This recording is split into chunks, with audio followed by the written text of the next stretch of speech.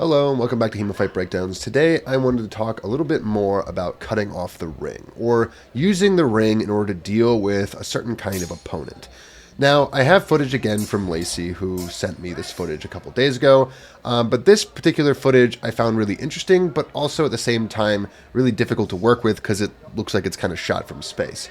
But at the same time, it does give us a really great way to talk about ringmanship and how to utilize your space effectively, because this footage was taken at Helsinki, at the Helsinki Longsword Open last year, and it featured a very large ring that a lot of people could use to their advantage or disadvantage depending on what they faced. In this particular instance, Lacey was fighting Anna, someone who I am also not familiar with, but someone who is obviously a very aggressive style of fencer. And I thought it was interesting how Lacey used her ringmanship and her footwork in order to try to make sure that Anna was constantly overextending in her attacks and looking for those counter reposts and counter attacks in order to keep her on her toes. So for our first exchange, we're going to have Lacey on the left in the red socks and Anna on the right. And the one thing you want to pay attention to throughout all of these exchanges is the way Lacey uses her footwork to move backwards and occasionally to the side to back herself up all the way to the edge of the ring and then to continue to circle until Anna attacks. It's not always what happens, but at the very least, what I would say is that it's pretty clear that Anna is a very aggressive fencer. She is heavily weighted on her front foot, which generally means that you want your weight off of your back foot so it can push a little bit faster and get you forward a little bit faster. She fights with her right leg forward, which I commonly refer to as an aggressive stance. And most importantly, she looks like she likes to thrust, and she likes to take passing steps with her thrust, which, again, lend themselves very heavily to aggression. Lacey, on the other hand, still fights with her right leg forward, but sticks to simple steps and simple footwork, and likes to go off of the parry repost. And what we're going to see throughout this exchange and these fights is that every time Lacey is moving backwards, she is essentially waiting for Anna to fully commit to something. And as you saw in this exchange, she fully commits to a thrust, gets parried offline, and then reposted very nicely. And the reason this works out is because every time Lacey moves backwards, even though she's the one moving backwards, she is the one dictating the footwork of the fight. Something I've said before in other videos is that whoever moves their feet first will often put their opponent in a weird kind of psychological position where they always want to match that footwork. So if you're the one to go backwards first, you can usually guess pretty handily that your opponent is going to then move forward to try to match. And if you know what you're doing, this can be an effective footwork trap to make sure that your opponent is constantly overextending to try to reach you because you're constantly moving backwards, or, as we'll see in some other exchanges, creating an opportunity where you can attack them as they're moving forward and they don't expect you to do anything. Now, for our next exchange, we're going to see a very similar sort of setup. As soon as the fight starts, Lacey is going to start backing her way all the way to the edge of the ring. However, Anna is going to make a little bit of an adaptation here and simply wait for her to walk all the way to the edge of her space and then start to play her footwork games, because she knows that now that she's backed up against the end of the ring, Lacey no longer has the ability to go backwards.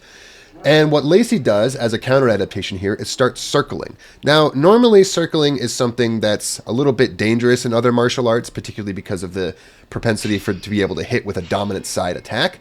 But in longsword, there really is no such thing as a dominant side being stronger or really faster, in my opinion. So as a result, circling to the left, which would be dangerous in any kind of boxing or kickboxing scenario, really is rather neutral in the realm of longsword. So Lacey is circling to her left, and Anna is desperately trying to cut off the ring in order to keep her from getting out of distance, because despite the fact that she's moving to her left, she's also moving back a little bit, which is still setting up the same kind of footwork scenario that we saw before. So Anna is trying to chase Lacey down, and as a result throws an attack that results in a kind of parry repost game in the hanging parry space. And this is exactly what Lacey's game plan appears to be, because Lacey, who is a rather defensive fighter and seems to do very well in this parry repost game, obviously wants this to be the result. She wants Anna to throw an attack that really doesn't have much of a chance of landing because Lacey is going backwards, and as a result gets you into that mid-range back and forth parry repost, which Lacey comes out on top in. So another really great explanation of how you can use the ring to your advantage, and why being backed up against the corner isn't always necessarily the disadvantage that it appears to be.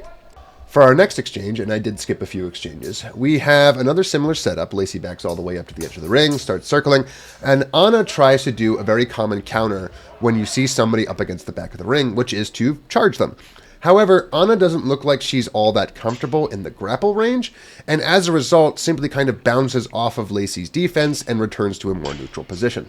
Now, if I had any advice here, it would be that one thing that you can always do whenever someone backs themselves up to the edge of the ring is to try to grapple them, because that gives you both the advantage in knowing that they can't move backwards and throw any kind of attack while you're coming at them, but it also means that once you're in that grapple position, you can easily force them out of the ring or keep them into the ring if you know exactly what you're doing in that wrestling game. You can then dictate the distance to make sure that they can't separate and get that kind of separating attack that a lot of people in the grapple fear, and also at the same time know that you can end the exchange anytime you want to by either just maintaining the grapple for long enough that it gets broken up, or by forcing them out of the ring and ensuring it doesn't happen anyway.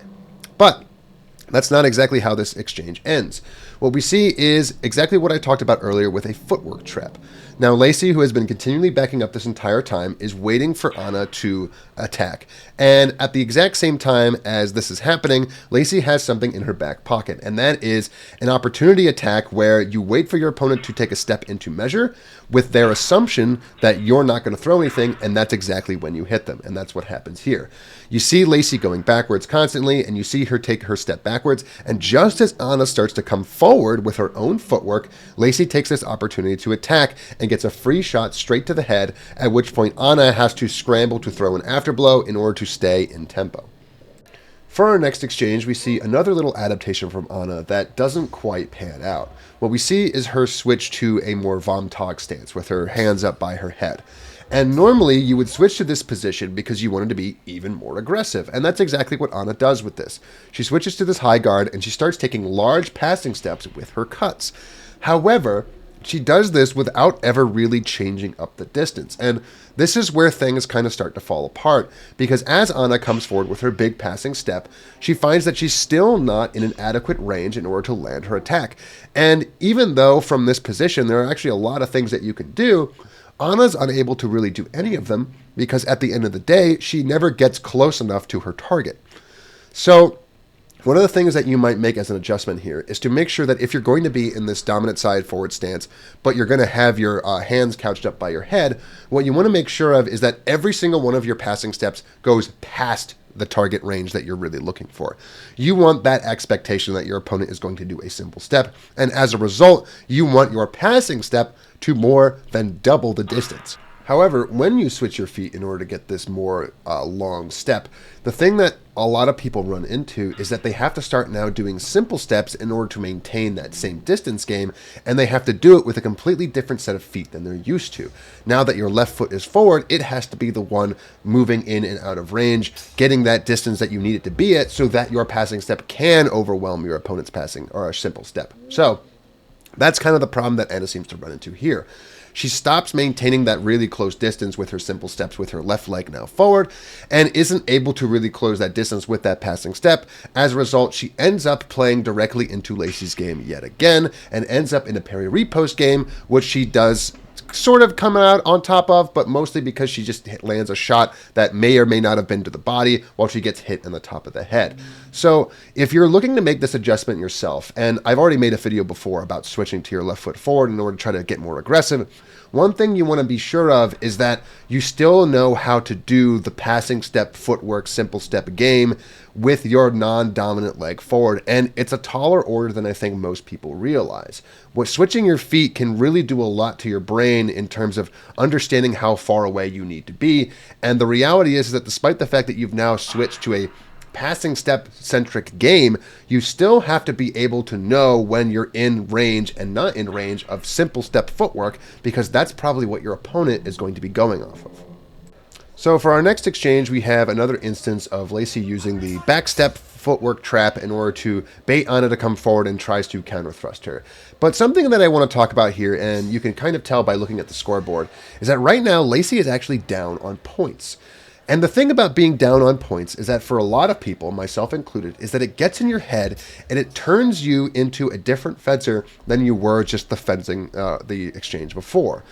The idea here is that a lot of people, when they're down on points, will instantly become aggressive. And the thing is that just because your game plan isn't necessarily working out for you, as it is right now, because Lacey is again down on points, you still want to put yourself in a position where you know your game plan and you know the loop that you're going through. So in that sense, Lacey does become aggressive in this instance, but she does not become aggressive in the sense that she completely throws out her game plan. She uses the aggressive option that she has already built into her little flow chart to try to score some deep target points, aka the things that she needs in order to get ahead. But she doesn't do it by just going up into a high Vom Tag, switching her feet, and throwing out everything that she thinks she knows, and just charging at her opponent, which is what a lot of people do. So, if you ever find yourself in this position where you're trying a strategy and you have maybe an offensive and a defensive option, and you're down on points, don't throw out the offensive option that you already have built into your strategy. Lean on it. Don't throw out your strategy just because it's not working this couple times. Because at the end of the day, longsword and martial arts in general is still a game of chance. A lot of times you can do all the right things and still lose in exchange. And as a result, you can still be doing very, very well and be down on points. And if you throw out your whole strategy every time that happens, you're going to put yourself in a death spiral where you start changing things up just to try to get a different outcome, only to find that the things that you're switching to are not any better than the options you already had. So we come now to our final exchange, and Anna has another adaptation here that I thought was a really, really good one, but she just got a little bit unlucky. So Anna has been aggressive this entire time. She switched back to her right foot forward, the thing that she obviously feels comfortable with. And one thing that she has struggled with this entire time is to chase Lacey down and get her in a position where she can throw either an attack that's guaranteed to land, or in this instance, an attack that can be then feinted into something else. Now, 9 times out of 10, Lacey has gone for the defense every single time that Anna has come forward. And the idea here is that if you go for that good defense and you maintain your distance, chances are that attack is never going to land. So one thing you can do to get out of that is to throw that feint. Now, I think if Anna had combined a couple of her adaptations together here, if she had switched to her left foot forward and maintained the distance relatively well with her left foot in her simple steps, she could have come forward with this very large attack with her dominant side and feinted out of it with a passing step, which would have really augmented its attack potential and its ability to really throw Lacey through a loop. However, in this instance, like I said, Anna gets a little bit unlucky. Lacey sees straight through this feint and throws a head attack of her own, and as a result, Anna is left with a hand shot versus a head shot point differential. Now, the idea here is that Anna still had a really good adaptation in that throwing a feint is a really great way to make sure that someone who you know is always going to be defensive in their first intention and move backwards can be countered. The idea is that if they're going to move backwards and throw up a defense, you have to do 2 things. You have to throw something that they think is going to come, so they throw up that defense. And then you have to feint around it. But you also have to feint around it while still moving forward so that you can make up for that space differential and actually land onto your target. And Anna does all 3 of these things. She comes forward, she provokes the defense, she then moves around it and throws a strike to somewhere where the defense could not cover. The only real mistake she made is that she threw it to the hands rather than to the head or the chest, which meant that a obvious counter to any time someone throws something at your hands is to simply just get hit to a higher priority target. Now, Helsinki had a really tight afterblow timing, so there's still a version of reality where if Lacey had bit too hard on her defense, her headshot wouldn't have mattered in the end. But in this case, she was smooth, she was calm and collected, and she threw that headshot and she came away with the win. So, that is all I have to say about this particular fight. Obviously, next week is Christmas week, and I'm probably not going to put out anything that week. I might try to schedule a couple shorts or something. But in the meantime, if you'd like to see more reviews like this, feel free to send me some footage. Lacey obviously just did and got it featured on the channel twice, so it can happen to you too. Thanks, and I'll see you guys next time.